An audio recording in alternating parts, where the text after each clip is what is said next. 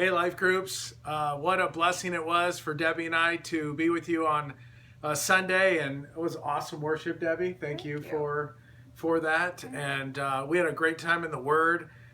Just this whole call to urgency. It's really stirring us. I wanted Debbie to share with us a little bit about her time with these refugees that she made mention of. I don't know what service you were at, but I think at one of the services, she made mention of it. I know second service I made mention of the refugees, but I didn't first service. So Debbie, tell us a little bit about Voice of the Refugee, working with Reem, and what you guys got to do this week.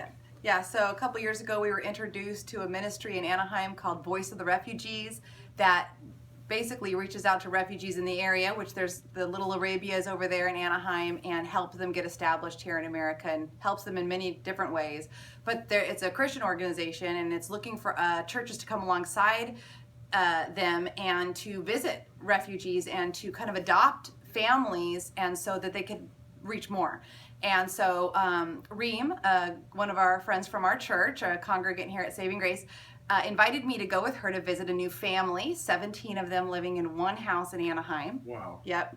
And this is 3 generations. This is a mother and father, their 3 children, spouses, and children. So it was really exciting to go over there and meet them. They're lovely people. And, we had tea and then Turkish coffee, and had a little bit of, interesting conversations, and it was just great. Reem speaks fluent Arabic, so she was able to talk with them, and she translated a bit for me. They don't speak English, but just being there speaks volumes to them, and they felt so loved. They couldn't stop saying thank you and come back, come back. They were yelling at us as we walked out the door, and so Really? it was so exciting. Yeah, so for me, I'm sold. I'm going, and I hope a lot of you can join us in this ministry as well. Well, this is a perfect illustration of the opportunities that are in front of us. Debbie, I talked to Reem this morning after church, and she had said how blessed this family was by the little gesture, because we bought them a vacuum,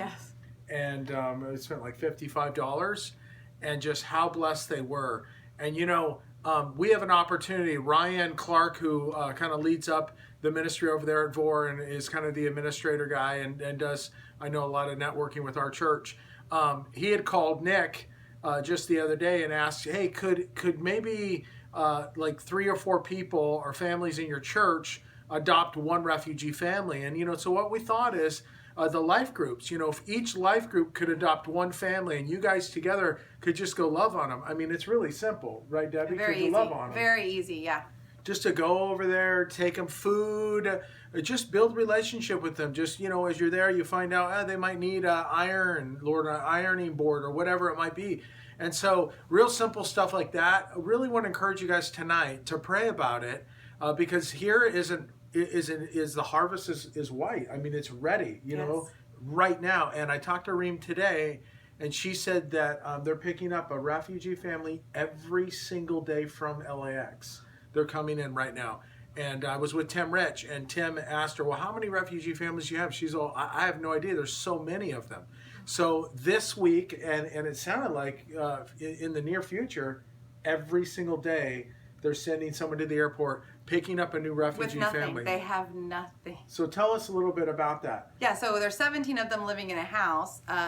Their beds are on the floor. Their mattresses are on the floor. I think they got some mattresses through government help or whatever, but they're in the living room. They have no table and chairs. They have like a fold-out Costco table, and then they use their couch, that's where we sat. So, like we have spare furniture. Furniture, around. Just cups, baking dishes, knives. They have nothing. So for, this is something that we can do. This is something we do, and we can do it very easily to show the love of Christ. So I would really want to encourage you guys to pray and commit to doing that as a group. I guarantee you that it's going to be a great experience for all of you. And we talked about, Jesus said, my food is to do the will of him who sent me and finish his work.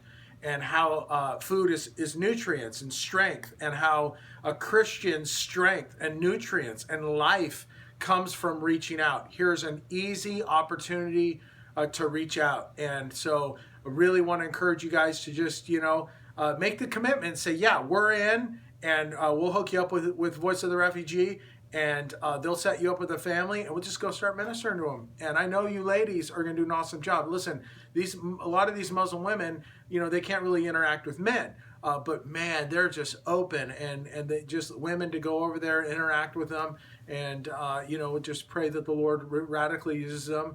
And we're praying about starting a Arabic Bible study. This would be perfect. I mean, we get these guys and we start ministering, and then we have an Arabic Bible study at our church. So there's a little plug for Isaac Medane to start it up. All right. God bless you guys tonight as you have a great time worshiping the Lord and hanging out together and getting into the message. I just pray that God's word just takes deep root in our hearts and our lives. Love you guys, and we can't wait to see you next Sunday.